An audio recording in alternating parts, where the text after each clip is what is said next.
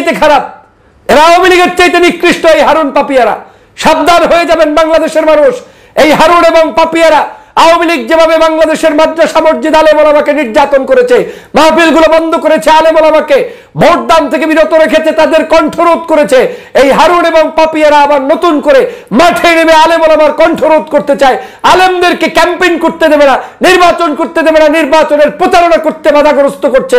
ওরা আজকের বাংলাদেশের শত্রু, দেশের শত্রু, জনতার শত্রু। এবং হারুন এবং পাপিয়াদের বিরুদ্ধে আপনাদেরকে গর্জে উঠতে হবে। একজন মুচি ক্যাম্পেইন করতে পারে, আর একজন আলেম এবং এদেশের ইসলাম প্রিয় জনতা ক্যাম্পেইন করতে পারবে না। তিনি ইমাম হলে, কারি হলে, ওয়াইজিন হলে তিনি কোনো ভোট অধিকার প্রয়োগ করা এবং ভোট দানের জন্য মানুষকে উৎসাহ প্রদান করতে পারবে না। এটা দেশের জন্য চরম অবক্ষয়ের শামিল বলে আমি মনে করি। যারা এই বাংলাদেশের ইসলাম প্রিয় জনতার উপরে আঙ্গুল তুলবে, ধর্মভিত্তিক রাজনৈতিক দলগুলোর ব্যাপারে মিথ্যাচার করবে, যারা এদেশের ধর্মভিত্তিক মানুষদের, ইমামদের, কারীদের, হাফেজদেরকে অবজ্ঞা করবে, তাদের রাজনীতিকে যারা নিষিদ্ধ করতে চাবে, ওয়াজ মাহফিলগুলোতে যারা বাধা প্রদান করবে, ওই সকল পাপিয়া হারুনদেরকে বাংলাদেশের রাজনীতিতে চিরদিনের জন্য কবর রচিত করার জন্য প্রস্তুতি গ্রহণ করতে হবে।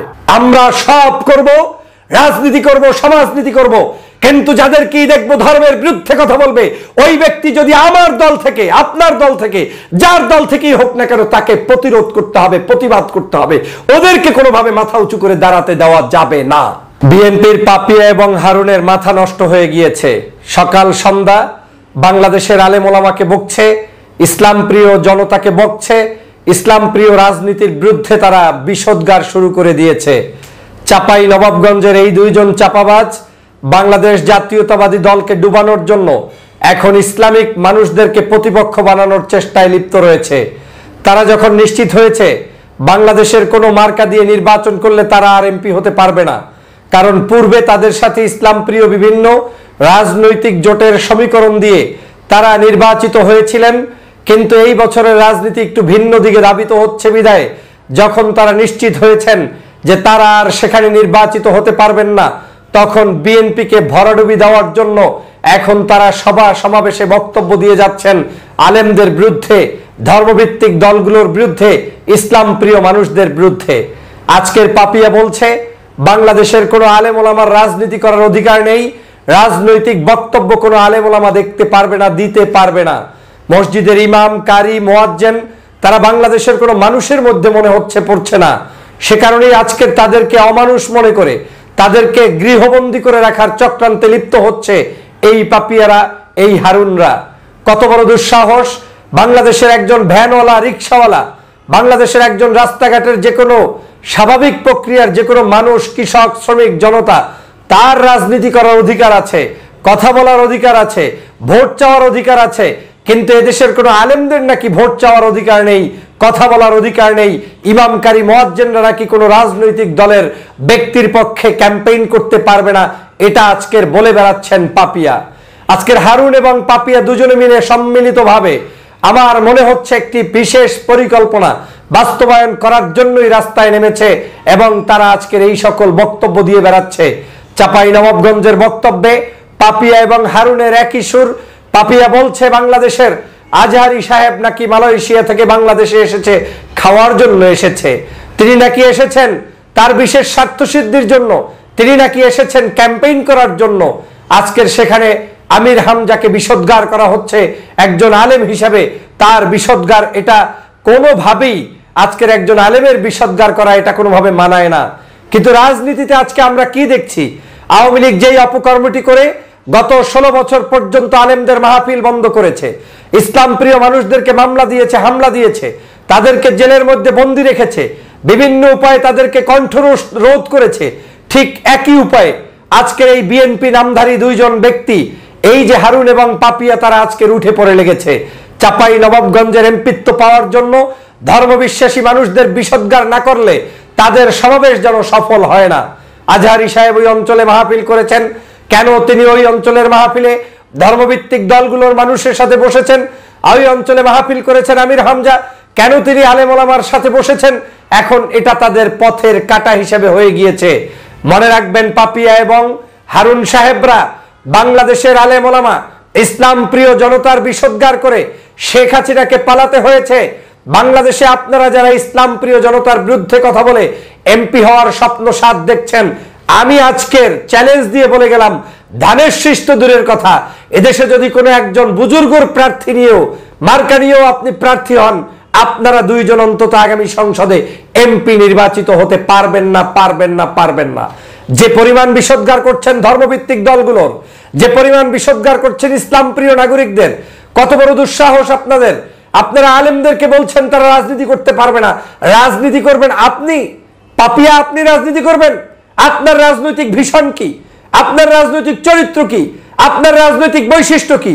আপনার মাধ্যমে বাংলাদেশের জনগণ কতটুকু কল্যাণ সাধিত হয়েছে? এদেশের প্রত্যেকটি পরতে পরতে ইসলাম প্রিয় জনতা তারা যে অবদান রেখে চলেছে, তার সিকিভাগ আপনার অবদান নেই, আপনার পরিবারের অবদান নেই, আপনার হারুনের অবদান নেই। আপনাদের অবদান আছে শুধুমাত্র ভোগের, আপনাদের অবদান আছে শুধুমাত্র স্বার্থের, আপনাদের অবদান আছে শুধুমাত্র ধর্ম বিক্রি করার। আপনাদের গায়ে এখন জ্বলা শুরু হয়ে গিয়েছে। আলেমদেরকে পারলে কাছে টানার চেষ্টা করুন, কিন্তু আলেমদের বিরুদ্ধে গিয়ে আপনাদের মন্তব্য বক্তব্য আপনাদেরকে চিরদিনের জন্য রাজনীতির ময়দান থেকে নিশ্চিহ্ন করে দিবে। কত বড় দুঃসাহস! আপনি কিভাবে বলেন আলেমদের রাজনীতি করার অধিকার নেই? আপনি কিভাবে বলেন পাপিয়া যে আলেমদের পিছনে নামাজ হবে কিনা? আপনি আবার সেটা প্রশ্ন তুলছেন যেই আলেমরা ভোট চাইবে তাতে নাকি নামাজ হবে না। আরে আলেম তৈরি হয়েছে ভোট চাওয়ার জন্য। আলেম আলেমের কথা বলে ভোট চাইবে, আলেম আলেমের কথা বলে মানুষের কাছে দাবি তুলবে। আপনি তার পক্ষে থাকলে ভালো, না থাকলে আপনি চুপ থাকবেন। কিন্তু একজন আলেমকে আপনি সম্পূর্ণভাবে এইভাবে ভোটের রাজনীতি থেকে ঘরে বসে রাখবেন, এটা তো আপনার বক্তব্য হতে পারে না। আপনি কি ফতুয়া দেওয়া শুরু করেছেন? এই ফতুয়া আওয়ামী লীগ দিত। সংসদে বসে শেখ হাসিনার লোকেরা পামপট্টি দিয়ে বলতো জানাজা পড়তে আর আলেম লাগবে না, এখন জানাজা আওয়ামী লীগের লোকেরাই পড়তে পারবে। এভাবেই ওই আওয়ামী লীগের এমপিরা বলতো কোরবানির চামড়া আর কওমি মাদ্রাসায় দেয়া লাগবে না, কোরবানির চামড়া তারা নিজেরা বিক্রি করত। এভাবেই আওয়ামী লীগের লোকেরা ধর্মভিত্তিক দলগুলোর কথা বলতো, ইমামতি, মুয়াজ্জিনি, কারিগরি কিচ্ছু নাকি লাগবে না, ওনাদের সব ওনরাই পারবে। যদি সবই আওয়ামী লীগ পারে, তাহলে আওয়ামী লীগের আজকের এই করুণ পরিণতি দেখে শিক্ষা অর্জন করুন। আলেমদের সাথে বেয়াদবি করার শামিল কতটা ভয়াবহ হয় সেটা আজকে দেখে রাখুন। আপনারা আলেমদেরকে, আলেম নাম হলেই আপনারা তার বিরুদ্ধে আপনার মাথা গজিয়ে আপনাকে কথা বলতেই হবে। এটা এক ধরনের দম্নতা, এটা এক ধরনের মানসিক রোগ, এটা এক ধরনের মানুষের সাথে প্রতারণা, এটা এক ধরনের রাজনীতিতে আপনারা প্রহসন করছেন। কি সাহস আপনার! এই বাংলাদেশের প্রত্যেকটি জায়গায় ইসলাম প্রিয় মানুষদের অবদান, কওমি ভিত্তিক মাদ্রাসাগুলো আজকে না থাকলে, আলেম ওলামা মসজিদ ভিত্তিক এই মাদ্রাসাগুলো না থাকলে, আজকের নুরানি হাফিজি মাদ্রাসাগুলো না থাকলে, আজকের ইমাম কারি মুয়াজ্জিন না থাকলে বাংলাদেশটা আজকের কি হয়ে যেত সেটা আপনাকে ভাষায় বোঝানো যাবে না। কোটি কোটি মানুষ এখান থেকে শিক্ষা অর্জন করছে, আর আপনি তাকে বলছেন সে ভোট চাইতে পারবে না।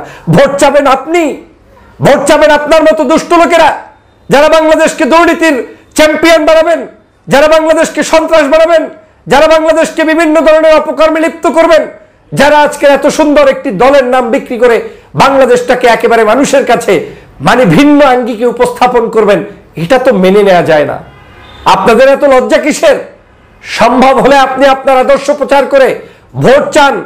আপনারা আপনাদের বক্তব্যের মধ্যে একটি দলকে টার্গেট করতে গিয়ে, আপনি সেই দলের নেতাকর্মীদের নামে বিভিন্ন বিষোদ্গার করতে গিয়ে আলেমদেরকে আপনি বিভিন্নভাবে অপমান অপদস্থ করার কোনো সাহস আপনাকে কেউ দেয় নাই। আপনাদেরকে যেখানে আলেমরা পাবে আজকের সেখানেই আলেমরা কিন্তু আপনাদেরকে এখন ধরার সুযোগ আপনারাই তৈরি করে দিয়েছেন। আপনাদের বিরুদ্ধে আমি বাংলাদেশের সমগ্র আলেম ওলামাকে বলবো, যতক্ষণ পর্যন্ত এই হারুন এবং এই পাপিয়ারা আলেমদের এই যে বিরুদ্ধাচরণ করে বক্তব্য দিয়েছে তার জন্য প্রকাশ্যে মাপ না চাবে, ততদিন পর্যন্ত প্রত্যেকটি জায়গায় আপনাদের এই আলেমরা ঐক্যবদ্ধভাবে এই সকল কণ্ঠগুলোকে অফ করে দিবেন। আপনারা বলছেন মাহফিলগুলোতে আর যাতে কোনো ধরনের ইসের আলোচনা না হয়, রাজনৈতিক আলোচনা না হয়, এই একই কথা আওয়ামী লীগ বলতো। আপনারা মাহফিলগুলো কন্ট্রোল করার চেষ্টা করছেন। আপনারা বলছেন বাংলাদেশের সকল মাহফিলগুলোতে শুধুমাত্র আপনাদের মনোমত ওয়াজ করতে হবে, এর বাহিরে ওয়াজ করলে নাকি মাহফিলগুলো বন্ধ করবেন। এই চরিত্র আওয়ামী লীগের, এই একই চরিত্র আপনারা অবলম্বন করছেন। পাপিয়া সাবধান হয়ে যান, হারুন আপনি সাবধান হয়ে যান। বাংলাদেশের প্রত্যেকটি জনপদে আপনাদের বিরুদ্ধে মানুষ গর্জে উঠবে এবং আপনাদের কারণেই আজকের এত বড় একটি দল ক্ষতিগ্রস্ত হবে। প্রিয় বন্ধুরা আমার, আপনারা জানেন চাপাই নবাবগঞ্জের এই দুই চাপাবাজ বাংলাদেশের বিভিন্ন সময়ে একটি বড় বৃহৎ রাজনৈতিক দলকে ক্ষতি করেছে। তারা কখনোই এই দলের সুরিত ছিল না, বন্ধু ছিল না। 2018 সালের অবৈধ নির্বাচনে যখন এই হারুন জয়যুক্ত হয়েছিল, তখন কিন্তু এই হারুন শপথ নেওয়ার জন্য একেবারে অস্থির হয়ে পড়েছিল। বিএনপির পক্ষ থেকে বারবার নিষেধ করার পরেও এই হারুন কিন্তু শপথ নিয়েছিল। তখন স্বার্থের কারণে তখন সংসদে গিয়েছিল, অথচ এই পার্টির মহাসচিব তখন কিন্তু শপথ নেননি। আজকে তারাই যখন দেখছে এই অঞ্চলে অন্য পার্টির প্রার্থী রয়েছে এবং সেই প্রার্থী জয়যুক্ত হতে পারে সম্ভাবনা, তখনই এখন যে কোনো মূল্যে ওই প্রার্থীকে দাবাতে গিয়ে আপনি ধর্মভিত্তিক মানুষদের বিষোদ্গার করছেন, যেটা অত্যন্ত নিগৃহীত কাজ। আপনার অধিকার নেই বাংলাদেশের মাহফিল বন্ধ করার, আপনার অধিকার নেই আলেমদের মুখ বন্ধ করার, আপনার অধিকার নেই ইসলাম প্রিয় জনতার কণ্ঠরোধ করার, আপনার অধিকার নেই ইসলামিক জলসা আপনার মতো পরিচালনা করার। এদেশে কোরআন হাদিস ভিত্তিক আলোচনা করতে গেলেই সুদের বিরুদ্ধে, ঘুষের বিরুদ্ধে, অন্যায়ের বিরুদ্ধে, জুলুমের বিরুদ্ধে কথা হবে। এদেশে ইসলাম প্রিয় জনতা তার পছন্দের প্রার্থীর জন্য ক্যাম্পেইন করবে, এটা তার স্বাধীনতা, এটা তার অধিকার। আপনি সংবিধান থেকে তাকে কিভাবে বাদ দিবেন? যেই মানুষটি জন্মগতভাবে বাংলাদেশের নাগরিক, সেই মানুষটা ভোট চাইবে, ভোট দিবে, এটা তার নৈতিক অধিকার। আপনি ইমামকে, কারিকে ব্র্যাকেটের ভিতরে ঢুকিয়ে দিবেন কেন? একজন আলেমকে ব্র্যাকেটের ভিতরে ঢুকিয়ে দিবেন কেন? কে অধিকার দিয়েছে আপনাকে? এই অপকর্মটি আওয়ামী লীগ থেকে শিখেছেন। এই আওয়ামী লীগ এই একই কাজ করত। বরং আমার কাছে মনে হচ্ছে হারুন এবং পাপিয়া যে পরিমাণ আওয়ামী লীগের মতো বিষোদ্গার করছে, তাতে আওয়ামী লীগের চাইতে আরো 10-20 গুণ বেশি বিষোদ্গার তারা করছে। এগুলো আওয়ামী লীগের চাইতে খারাপ, এরা আওয়ামী লীগের চাইতে নিকৃষ্ট। এই হারুন পাপিয়ারা সাবধান হয়ে যাবেন বাংলাদেশের মানুষ। এই হারুন এবং পাপিয়ারা আওয়ামী লীগ যেভাবে বাংলাদেশের মাদ্রাসা মসজিদ আলেম ওলামাকে নির্যাতন করেছে, মাহফিলগুলো বন্ধ করেছে, আলেম ওলামাকে ভোট দান থেকে বিরত রেখেছে, তাদের কণ্ঠরোধ করেছে, এই হারুন এবং পাপিয়ারা আবার নতুন করে মাঠে নেমে আলেম ওলামার কণ্ঠরোধ করতে চায়। আলেমদেরকে ক্যাম্পেইন করতে দেবে না, নির্বাচন করতে দেবে না, নির্বাচনের প্রতারণা করতে বাধাগ্রস্ত করছে। ওরা আজকের বাংলাদেশের শত্রু, দেশের শত্রু, জনতার শত্রু। এবং হারুন এবং পাপিয়াদের বিরুদ্ধে আপনাদেরকে গর্জে উঠতে হবে। ওরা কোন দল করে আমার দেখার টাইম নাই। অনেক সহ্য করেছি। বাংলাদেশের ধর্মভিত্তিক মানুষদের বিষয়ে কথা বলতে বলতে জিহ্বা আপনাদের বৃদ্ধি পেয়েছে। আপনাদের কণ্ঠ এতদিন পর্যন্ত চালু করতে করতে এখন ইমাম, কারি, মুয়াজ্জিন, হাফেজদের বিরুদ্ধে পর্যন্ত কথা বলছেন। অথচ দেশের একজন রিকশাওয়ালা ভোট দিতে পারে, কথা বলতে পারে, ভ্যানওয়ালা, একজন রাস্তাঘাটের সবজি বিক্রেতা পর্যন্ত কাকে ভোট দেবে, কাকে দেবে না তার পক্ষে মতামত প্রদান করতে পারে, ক্যাম্পেইন করতে পারে, একজন মুচি ক্যাম্পেইন করতে পারে। আর একজন আলেম এবং এদেশের ইসলাম প্রিয় জনতা ক্যাম্পেইন করতে পারবে না। তিনি ইমাম হলে, কারি হলে, ওয়াইজিন হলে তিনি কোনো ভোট অধিকার প্রয়োগ করা এবং ভোট দানের জন্য মানুষকে উৎসাহ প্রদান করতে পারবে না। এটা দেশের জন্য চরম অবক্ষয়ের শামিল বলে আমি মনে করি। এবং আপনারা দেশদ্রোহী এবং দেশ বিরোধী। অতএব প্রিয় সহযোদ্ধা ভাইরা, বাংলাদেশের দেশপ্রেমিক নাগরিকরা, এখনই সময় এসেছে, ঐক্যবদ্ধ হতে হবে। এই সকল দুষ্ট চক্রের সদস্যদেরকে বাংলাদেশের রাজনীতি থেকে বিতাড়িত করতে হবে।